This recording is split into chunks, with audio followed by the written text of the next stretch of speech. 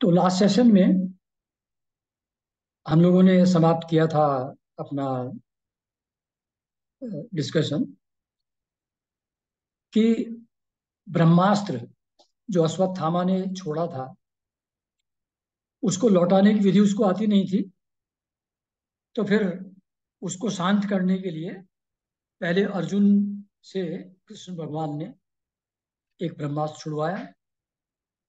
उन दोनों से बहुत ही, जैसी प्रलय के समय अग्नि होती है उस तरीके की अग्नि फैल गई चारों तरफ। फिर कृष्ण जी ने उसको कहा, अर्जुन को, कि भैया इनको वापस कर ले, दोनों को। तो वापस कर लिया, फिर शांति हो गई। ये था लास्ट टाइम, यहाँ खत्म किया था। उसके बाद जोर से दौड़े अर्जुन उसके पीछे, अश्वत्थामा के, और पकड़ करके उसको बांध लिया। और उसको बांध करके घसीटते हुए, जैसे जानवर को लेकर के आते हैं वैसे लेकर के अपने शिविर की तरफ अर्जुन बढ़े। तो कृष्ण भगवान ने उनसे कहा, थोड़ा नाराज होकर के, बहुत गुस्से में, कि ये इसने तुम्हारे सोए हुए बच्चों को मार दिया, सोते हुए बच्चों को। इसको छोड़ो मत, इसको मार डालो। और तुमने प्रतिज्ञा भी की थी द्रौपदी से कि मैं उसका सर काट करके लाऊंगा और तुम उसके खून से अपने बाल धो करके तभी आगे अंत्येष्टि करना। तो ये तुमने भी प्रतिज्ञा की थी। और ऐसा काम जो लाचार लोग हैं, पागल लोग हैं, बच्चे हैं, स्त्रियां हैं, उन सबको मारना तो बिल्कुल मना है, धर्म के विपरीत है। वैसा काम इसने किया है, इसलिए इसको तो मार ही डालो। तो ऐसा उन्होंने कहा था, एक धर्म की परीक्षा लेने के लिए कि अर्जुन धर्म में ठीक से एस्टेब्लिश है कि नहीं, इसलिए ऐसा उनको बोला था। तो अर्जुन ने सुना तो हर आज्ञा का पालन करते थे, लेकिन वो अंतर्मन की बात कुछ समझ रहे होंगे। तो उन्होंने उसको मारने का मन नहीं हुआ अर्जुन का, कि गुरु पुत्र को क्या मारूं। और उसको लेकर के, पकड़ करके द्रौपदी के पास ले आए शिविर में, और अश्वत्थामा को सौंप दिया कि भैया ये लो, तुम्हारा जो कल्प्रिट है वो तुम्हारे सामने है। तो देखा द्रौपदी ने कि किस तरीके से पशु की तरह और बहुत ही अपमानित दशा में इसको खींच करके यहाँ लाया गया है। तो उनका हृदय जो थी तो पहले दुखी, लेकिन बेसिकली तो अच्छी लेडी थी, अच्छे संस्कारों वाली थी। तो उनका जो हृदय तो कोमल ही था। तो अल्टीमेटली शी सेड कि नहीं नहीं नहीं। पहले नमस्कार किया अश्वत्थामा को, क्योंकि वो गुरु का पुत्र था, ब्राह्मण था, इसलिए पहले नमस्कार किया। और फिर कहा कि छोड़ दो भैया इनको, छोड़ दो, ये तो ब्राह्मण है, पूजनीय है। और जिनसे तुमने धनुर्वेद और शास्त्रों का पूरा ज्ञान अर्जित किया है, द्रोणाचार्य जी से, तो ये अश्वत्थामा के रूप में द्रोणाचार्य जी ही तुम्हारे सामने खड़े हैं, पुत्र रूप में पिता ही यहाँ पर हैं। तो इनको तुम तुरंत छोड़ दो। और वैसे भी कृपी यानी कि कृपाचार्य जी की जो बीवी हैं वो अभी जिंदा हैं। ये कृपाचार्य जी वो अपने ये द्रोणाचार्य के। तो जैसे अपने बच्चों के लिए मैं रो रही हूं, वैसे वो न रोए, इसलिए इनको तुम तुरंत छोड़ो। और वैसे भी ब्राह्मण कुल अगर नाराज हो जाए तो वो राजाओं के परिवार को समाप्त कर देता है अपने क्रोध की अग्नि से ही। तो उस इस लिहाज से भी इसको तुरंत छोड़ना जरूरी है। तो युधिष्ठिर को ये सुनकर के बहुत अच्छा लगा। उन्होंने द्रौपदी के वचनों का आदर किया नकुल और सहदेव ने भी कहा हाँ बिल्कुल ठीक कह रही हैं द्रौपदी जी। और कृष्ण और अर्जुन ने भी इस चीज में अपनी सहमति, उन्होंने भी समर्थन किया। तो इस बीच भीमसेन जी तो क्रोध स्वभाव के थे ही। तो उन्होंने कहा ये क्या बात हुई, मतलब सोते बच्चों को मार डाला, इतना जघन्य अपराध इसने किया है, छोड़ कैसे देंगे इसको, इसको तुरंत मारो। तो फिर कृष्ण भगवान ने भीमसेन की तरफ भी देखा, द्रौपदी की तरफ भी देखा, और फिर मुस्कुराते हुए अर्जुन से कहा कि देखो, पतित ब्राह्मण का भी वध नहीं करना चाहिए, ऐसा मैंने शास्त्रों में कहा है। और जो आतताई है, यानी कि दुष्ट है, जो बिना मतलब किसी को मार रहा है, उसको मार देना चाहिए, ये भी लिखा है मैंने, ये भी मैंने कहा है। तो ब्राह्मण का वध मत करो, लेकिन दुष्ट आतताई कोई हो, एग्रेसर हो, तो एग्रेसर को तुरंत मार डालना चाहिए। ये दोनों बातें मैंने कही है शास्त्रों में। और द्रौपदी को तुमने प्रतिज्ञा की थी तुम इसका सर काट करके लाओगे। और भीमसेन चाहते हैं कि इसको सजा दी जाए, द्रौपदी चाहती है कि इसको छोड़ दिया जाए। तो अब जो भीमसेन को भी ठीक लगे, द्रौपदी को भी ठीक लगे, और मुझे भी प्रिय हो, ऐसा कुछ रास्ता निकाल करके तुम करो। तो खैर अर्जुन समझ गए कि इशारा कृष्ण भगवान का किस तरफ है। तो उन्होंने अपनी तलवार से उनके सर की मणि और उनके बाल वो सब उतार लिए, और उसके बाद रस्सी के बंधन खोल करके और धक्का दे करके शिविर से बाहर निकाल।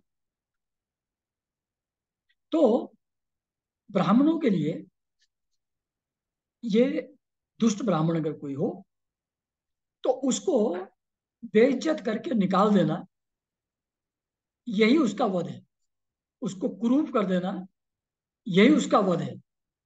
फिजिकली उसको मारना वो परमिटेड नहीं है शास्त्रों में ब्राह्मण को, अंडर एनी सर्कमस्टेंस, है नहीं।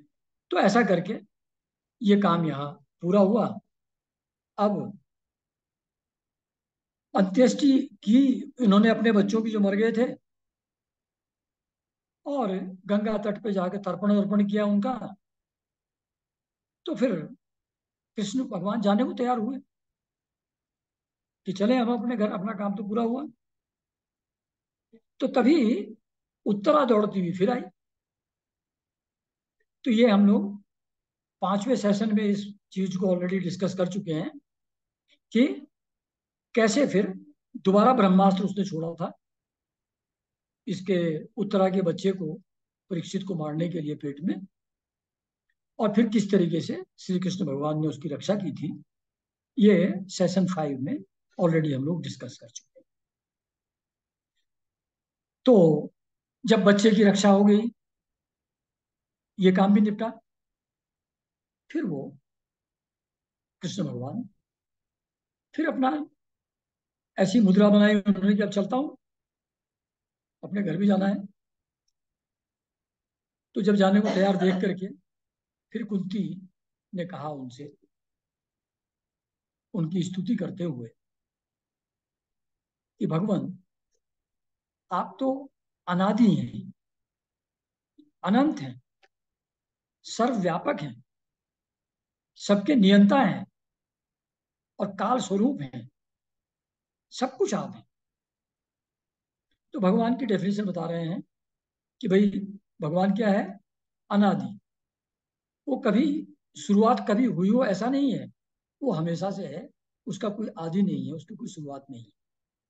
अनंत है, इनफाइनाइट है, कोई सीमाएं नहीं है, सर्वव्यापक है, ओमनी प्रेजेंट है।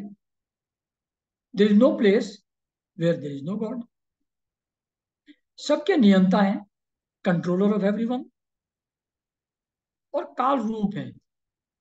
तो काल का रूप क्या है, चेंज की चीजें पैदा होती हैं, बढ़ती हैं, धीरे धीरे डिके होती हैं और खत्म हो जाती हैं। ये काल के अनुसार होता है। जैसे मैं एक बार पहले भी जिक्र किया था कि जैसे सबकी लाइफ, कुत्ते की 12 साल है, बैल की 20 साल है, आदमी की मैक्सिमम 100 साल है। कोई पौधा है, वो साल में 2 बार खिलता है। तो वो एक टाइम पर आकर के अंकुर निकलेगा, एक टाइम पर कली निकलेगी, फिर फूल कुछ दिन रहेगा, फिर मुरझाएगा, फिर वो पौधा सूख जाएगा। ये जो चेंजेस हैं, they are brought about by काल। ये काल भगवान की एक शक्ति है। उसी से सभी प्रकार के जीव, नॉट ओनली जीव, प्लैनेट्स, गैलेक्सीज, वो भी काल के हिसाब से पैदा होती हैं, रहती हैं और समाप्त हो जाती हैं। तो आप अनादि हैं, अनंत हैं, सर्वव्यापक हैं, सबके नियंता हैं और काल स्वरूप है। सब आपस में जितने भी एनिमल्स हैं, प्राणी हैं, ह्यूमन बीइंग्स हैं, वो सब एक दूसरे के अगेंस्ट रहते हैं। किसी न किसी बात पर, किसी न किसी इशू पर सबका मन मुटाव, सबका कुछ झगड़ा चलता ही रहता है। लेकिन आप तो सब में व्याप्त हैं, तो समान रूप से सभी में आप विचरण करते हैं। ये जो इस तरीके की बातें भगवान के बारे में कही जाती हैं, ये भागवत में सेवरल डजन टाइम्स रिपीट हुई है इस तरीके की स्तुति। तो बहुत जगह ऐसा भी लिखा है कि स्तुति किया, भगवान प्रसन्न हुए। अरे किसी के स्तुति करने से भगवान को क्या फर्क पड़ने वाला है, जो अनंत है। तो फिर पर्पस क्या है? ये इतनी बार स्तुति क्यों की गई है, इतनी बार बार उनके गुणों का वर्णन क्यों किया गया है? रीजन सिर्फ ये है कि इसके द्वारा आपकी अपनी आप जो वास्तविकता है, योर ओन रियलिटी, उसकी तरफ आपका ध्यान आकर्षित किया जाता है कि तुम ऐसे लिमिटेड और दुखी प्राणी नहीं हो। तुम अनंत हो, तुम सर्वव्यापक हो, समझ नहीं रहे हो। उसकी तरफ ध्यान ले जाने का प्रयास होता है इन चीजों के थ्रू। और ये चीज समझ में आती है, बार बार सुनने समझ में आती है। एक जगह भगवान कृष्ण ने आगे कहा भी है कि ये स्तुति आपको अपने स्वरूप की याद दिलाने के लिए ही है। एक छोटी सी कहानी है पुरानी, ओशो सुनाया करते थे कि एक शेर का बच्चा भेड़ों के बीच में पड़ गया। माँ मर गई, हो गया, चली गई, जो भी हुआ होगा मतलब। लेकिन बच्चा जो था शेर का, वो भेड़ों के बीच में पड़ गया।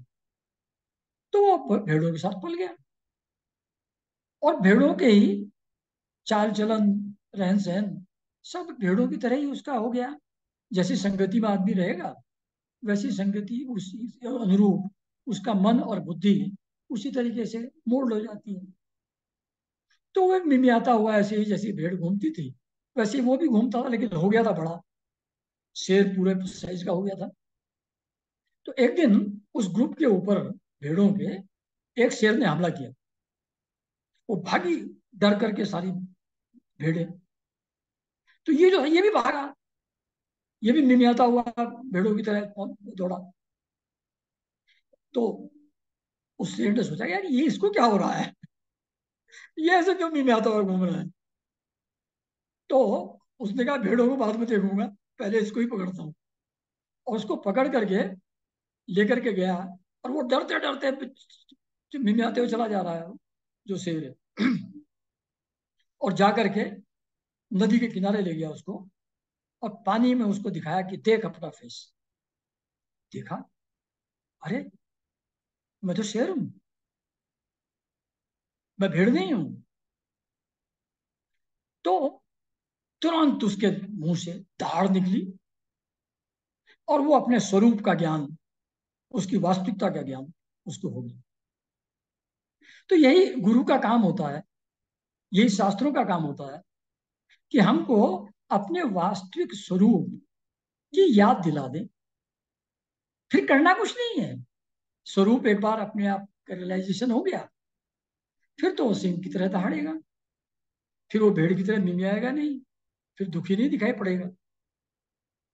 तो ये पर्पज है स्तुति जो बार बार आती है, हम लोगों को बार बार अपनी रियलिटी का आभास कराने का प्रयास किया जाता है। तो फिर कहती हैं आगे कुंती जी और स्तुति करते हुए कि आप जीवों के बाहर भी हैं, अंदर भी हैं, एक रस स्थित हैं। तो ऑब्वियसली जो अनंत है वो तो सब जगह है ही, सर्वव्यापी है, तो अंदर बाहर हर चीज के है ही। और सब जगह होते हुए भी इंद्रियों से, हमारे सेंसेस से we can not observe, we can not see that God, क्योंकि ये सब क्रिएशन है प्रकृति की, इंद्रियां प्रकृति ने बनाई हैं, और वो प्रकृति का भी परे है, प्रकृति से भी ऊपर है परमेश्वर। तो obviously these senses have no power to see or realize God। इसलिए होते हुए भी वो इंद्रियों से देखा नहीं जाता, समझ में नहीं आता है। तो ये चतुश्लोकी भागवत में भी लिखा था कि जो होते हुए भी नहीं दिखाई पड़ता उसको मेरी माया समझो। ये भगवान की मेरी माया है, जिसके कारण से मैं होते हुए भी दिखाई नहीं पड़ता हूँ, इंद्रियों के द्वारा परसेप्टेबल नहीं।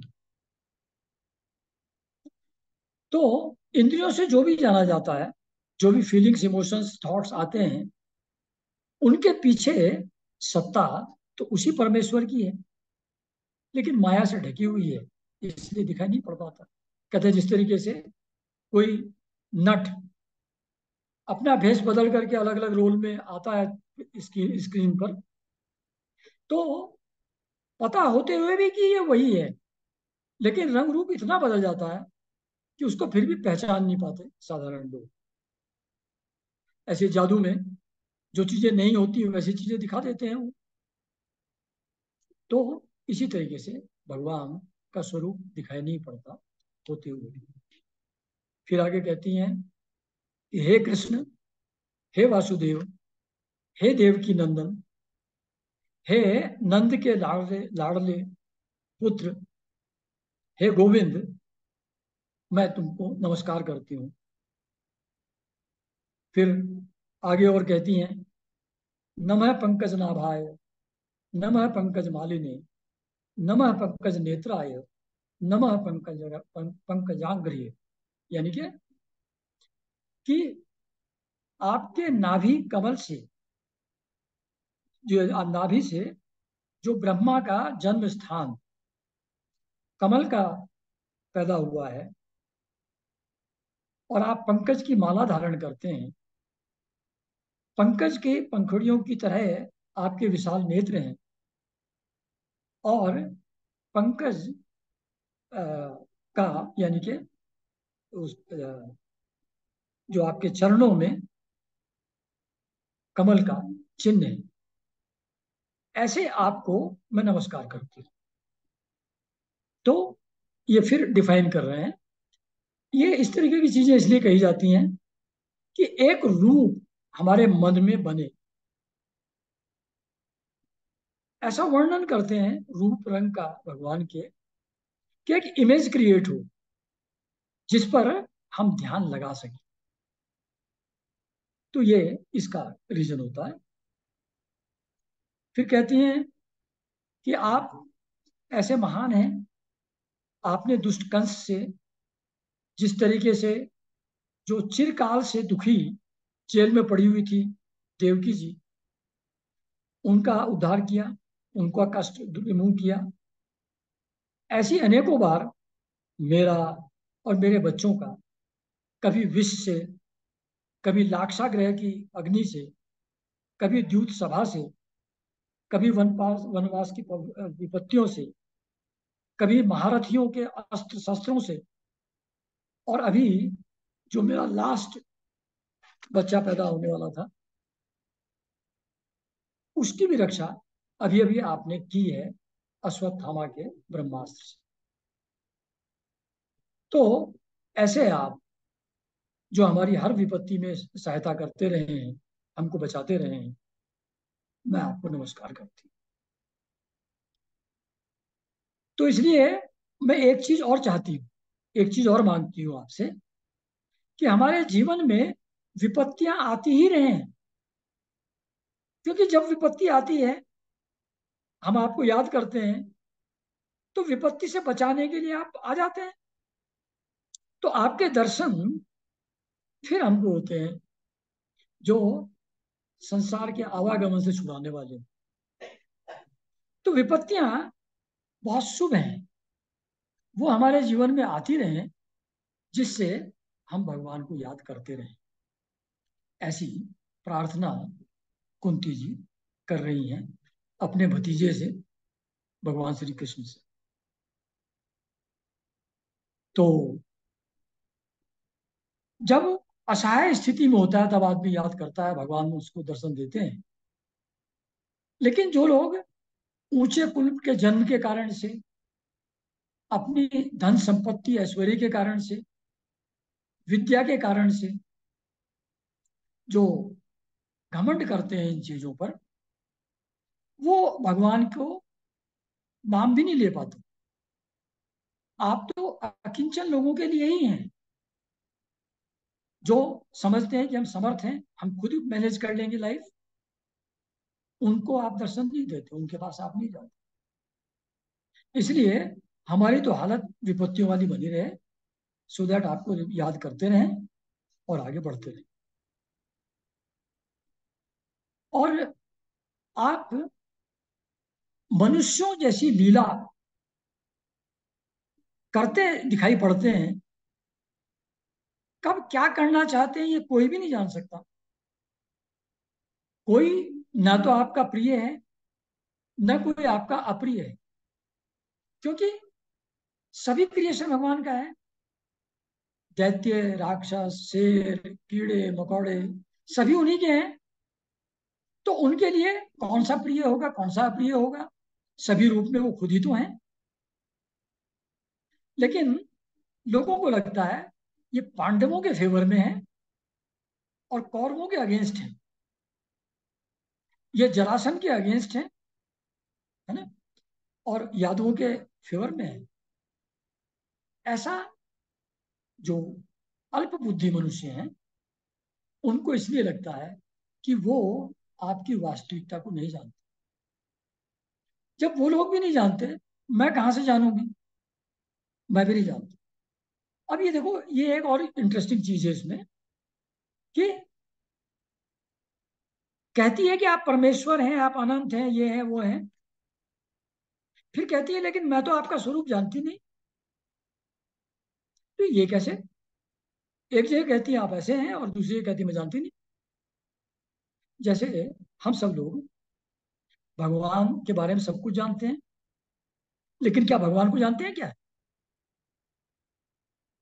तो वो उसने उन्होंने भी अपने एक्सपीरियंस से देखा तो, कि इनके अंदर कुछ एक्स्ट्रा ऑर्डिनरी पावर्स हैं। ये ऑर्डिनरी ह्यूमन बीइंग नहीं है, इनके अंदर कुछ विलक्षण है, जो भगवान के अंदर ही हो सकता है। ये अनुमान है, एक्सपीरियंस नहीं है।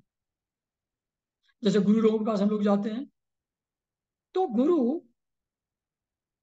की विलक्षण प्रतिभा, उनकी पावर्स, वो तो पता हमको लगती हैं। लेकिन गुरु एक्चुअल क्या एक्सटेंट है अंदर से, उसका अनुभव हमको थोड़ी होता है। वो तो तभी होगा जब उस स्टेज पे पहुंच जाएंगे हम भी। जब तक उस स्टेज में नहीं है, तब तक उसका एक्सपीरियंस नहीं हो सकता। इसलिए कुंती जी उनके स्वरूप को तो नहीं जानती हैं, उसका अनुभव तो नहीं है, लेकिन उनके वो असीम है, अनंत है, ऐसा अनुमान है उनको, कि ही इज समथिंग ग्रेट। इसलिए दोनों चीजें कहती हैं, कि वो आप पुरुषोत्तम है, आप परमेश्वर हैं, आप अनंत हैं, एटसेट्रा, ये सब बोलती हैं। फिर कहती है मैं अल्प बुद्धि स्त्री कैसे समझ सकती हूँ आपको, ये भी कहती है। तो वही हालत हम सब लोगों की है। हम भगवान के बारे में बहुत चीजें जानते हैं, लेकिन भगवान को हम लोगों में से कोई भी नहीं जानता। उसका एक्सपीरियंस तो किसी को भी नहीं है। फिर कहती हैं कि आप विश्व के आत्मा हैं और विश्व रूप हैं। यानी कि जड़ चेतन जो भी इस विश्व में दिखाई पड़ता है, जो भी परसीवेबल है, उस रूप में भी आप ही हैं। और उनके अंदर चलने वाली, उनके अंदर उपस्थित वो आत्मा भी आप ही हैं। तो आप विश्व के आत्मा भी हैं, विश्व रूप है, रूप भी है। और जो हमेशा है उसका जन्म कैसे होगा? जो सब कुछ है वो करेगा क्या? जो सब जगह है, सब उसी का क्रिएशन है, वो करेगा क्या? कर्म उसका क्या होगा? तो ना तो आपका कोई जन्म है और ना आप कोई कर्म ही करते हैं, लेकिन फिर भी कभी पशु पक्षी योनि में पैदा हो जाते हैं। पक्षी योनि में पैदा हो गए, काक भुसुंडी। मनुष्य योनि में तो सब आप लोग जानते ही हैं, राम हो गए, कृष्ण हो गए। ऋषि में नारद जी के रूप में पैदा हो गए। जलचर में मत्स्य रूप में आ गए।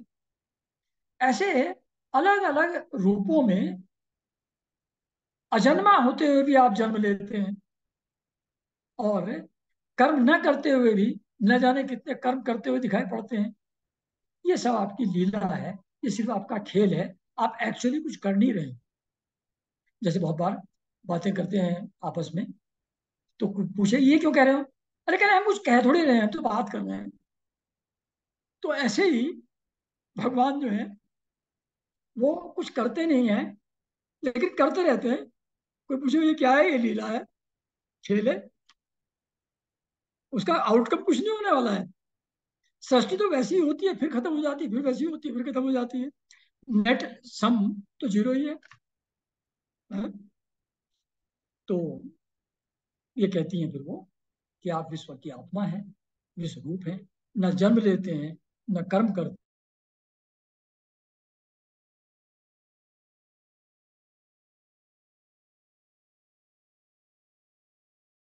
ये सब आपकी लीला है। फिर कहते हैं कि आप कैसी कैसी नौटंकी करते हैं। कहते हैं दूध की मटकी फोड़ दी। यशोदा नाराज हो गई, बहुत इरिटेट हो गई, और कहा आज तो इसको ठीक करना ही पड़ेगा। और दौड़ी पीछे रस्सी लेकर के बांधने के लिए। तो आंखों में आंसू, मुंह नीचे किए हुए, जैसे बहुत डर गए हैं, ऐसा रूप बना करके खड़े हैं नीचे करके। क्या जब कुंती जी कह रही हैं कि जब ऐसी लीला छवि, ऐसा जो आपने अपना रूप प्रस्तुत किया, जिससे भय को भी भय लगता है, ऐसे आप और भयभीत होने की एक छवि प्रस्तुत कर रहे हैं। ये सब भक्तों के ध्यान के लिए ऑब्जेक्ट है, object for meditation on that. तो ऐसी लीलाएं भगवान करते हैं। फिर आपने ये जो प्रेजेंट जन्म लिया है, ये क्यों लिया है? इसके लिए बहुत अलग अलग लोग अलग अलग बातें करते हैं। कुछ लोग कहते हैं कि राजा यदु आपके बहुत बड़े भक्त थे, तो उनकी भक्ति को ध्यान में रख करके उनके कुल की कीर्ति का विस्तार करने के लिए आपने उनके वंश में जन्म लिया। कुछ लोग कहते हैं कि वसुदेव और देवकी जी पुराने जन्म में सुतपा और प्रश्नी नाम के पेयर कपल थे, और उन्होंने बहुत तपस्या की थी। तब आपने वरदान दिया था उनको कि मैं आऊंगा। तो वही सुतपा और प्रश्नी अब वसुदेव और देवकी जी के रूप में है। उनको जो आपने वरदान दिया था उसको पूरा करने के लिए आप आए हैं। कुछ लोग कहते हैं कि ब्रह्मा जी आपके पास गए थे कि दुष्टों का बहुत बोलबाला हो गया है, बहुत उच्छृंखल हो गए हैं राजा लोग, बहुत जनता उनसे त्राही त्राही कर रही है। तो उस से फ्री करने के लिए, उससे छुड़ाने के लिए पब्लिक को ब्रह्मा जी ने आपने रिक्वेस्ट किया था और उस कारण से आपने जन्म लिया है। कुछ लोग कहते हैं कि जो बहुत क्लियर हार्टेड, शुद्ध हृदय वाले, बहुत इंटेलिजेंट, विचारशील, थॉटफुल और जीवन मुक्त, जो ज्ञान ध्यान साधना के द्वारा अटैचमेंट्स और सब बंधनों से दूर हो चुके हैं, परे जा चुके हैं, ऐसे जो परमहंस हैं, शुद्ध हृदय वाले, विचारशील, जीवन मुक्त परमहंस, इस तरीके के जो बहुत हाईली इवॉल्व सोल्स हैं, उनके अंदर प्रेममयी भक्ति का सृजन करने की, to create a loving devotion towards you, उसके लिए आप आए। अब ये ऐसा क्यों कह रहे हैं कि प्रेममयी भक्ति का सृजन? वो तो ऑलरेडी अटैचमेंट से फ्री है, जीवन मुक्त है। वो इसलिए कि जीवन मुक्त होना एक फिर भी ड्राई स्टेज है। जहां भक्ति का पुट लगता है, प्रेम जहां पैदा होता है, वहां भगवान की आह्लादनी शक्ति, जो शिव शक्ति का मिलन, जिसको महाभाव कहते हैं, भक्ति की पराकाष्ठा, महाभाव का जो अनुभव है, उसमें शिव शक्ति के मिलन से सुधा धारा जो बहती है, वो आनंद अलग है। तो ये जीवन मुक्त तो हैं, पर उस प्रेममयी भक्ति का संचार इनके लिए, जिन लोगों के अंदर नहीं है, उनके अंदर वो भक्ति का प्रेम रस पैदा करने के लिए, अलग अलग प्रकार की लीलाएं करने के लिए आप यहाँ पर उपस्थित हुए हैं। और कुछ और लोगों का कहना है कि जो भक्तजन बार बार आपका चरित्र का श्रवण, गान, कीर्तन और स्मरण करके आनंदित होते रहते हैं, वही आपका दर्शन पाते हैं। तो भक्तजनों के लिए ऐसा कुछ चरित्र क्रिएट करना पड़ेगा जिसको लोग सुने, गाएं, कीर्तन करें, याद करें, स्मरण करें। तो ऐसी लीलाएं भगवान की होना जरूरी है जिनको सब लोग श्रवण, गान, कीर्तन, स्मरण कर सकें और उसी में आनंदित होते रहें। तो ऐसी लीलाएं करने के लिए, जिससे भक्तजनों को एक अवलंब, एक सपोर्ट इस तरीके का उनके मन को मिले, और जब ऐसा सपोर्ट मिल जाएगा तो फिर वो जन्म मृत्यु का प्रवाह समाप्त हो जाएगा और वो आपकी सायुज्य या सौलोक मुक्ति प्राप्त कर लेंगे भक्ति जन। तो ये रीजन कुछ लोग कहते हैं कि इस कारण से आपने जन्म लिया है। तो जो भी रीजन हो, सभी रीजन करेक्ट हैं अपनी अपनी जगह पर। लेकिन जो नारद जी ने व्यास जी को कहा था कि लीलाएं भगवान की आप देख करके समाधि के द्वारा उनका वर्णन कीजिए, जिससे वो आधार बनेगा लोगों में भक्ति पैदा करने। तो वही अलग अलग रूपों में वही बात हो गई। तो उन्होंने कहा कि, तो जाने वो तैयार थे उस समय। तो कुंती ने सब बातें कही, उनकी पूजा आराधना की, उनकी स्तुति की। तो फिर धीरे से मुस्कुराए, अपनी माया का जाल कुंती के ऊपर फैलाया और कहने, अच्छा ठीक है, आप कहती हैं तो मैं नहीं चाहता। ऐसा करके रथ के स्थान से वापस आ गए और हस्तिनापुर में लौट आए। तो वहां अपना रहे होंगे कुछ दिन। फिर जब लगा कि अच्छा अब तो हो गया सब लोगों का सेटिस्फेक्शन, तो फिर कुंती और सुभद्रा से परमिशन ली उन्होंने, विदा मांगी, फिर चलने को तैयार हुए। फिर युधिष्ठिर ने कहा, अरे कहाँ जा रहे हैं आप, आपके बिना हम लोग क्या करेंगे यहाँ पर, आप थोड़ी दिन और रुक जाइए ना। तो फिर रुक गए। फिर बहुत रोक लिया प्रेम से युधिष्ठिर जी ने, पर युधिष्ठिर जी बहुत ही दुखी थे। इसका वायर लगाना पड़ेगा। तो दुखी थे बहुत ज्यादा युधिष्ठिर कि मैंने इस अनात्म शरीर के लिए, ये जो बॉडी है जो अल्टीमेटली खत्म ही हो जानी है। ये राजा बने या ना बने, फर्क क्या पड़ता है। इस शरीर के लिए मैंने अपने भाई, बंधु, गुरु, चाचा, ताऊ, सब लोगों को मार डाला। ये, यद्यपि ऐसा कहा तो है शास्त्रों में कि धर्म युद्ध में राजा अगर दूसरे लोगों को मारता है, शत्रुओं को मारता है, तो उसको जस्टिफाइड है, उसके लिए राजा को पाप नहीं लगता। लेकिन मैं सेटिस्फाइड नहीं हूं इस एक्सप्लेनेशन से। जैसे गंदला जल पानी के द्वारा साफ नहीं किया जा सकता, मदिरा को मदिरा के द्वारा, अल्कोहल को अल्कोहल के द्वारा शुद्ध नहीं किया जा सकता, उसकी अशुद्धता बनी रहेगी, उसकी अपवित्रता बनी रहेगी।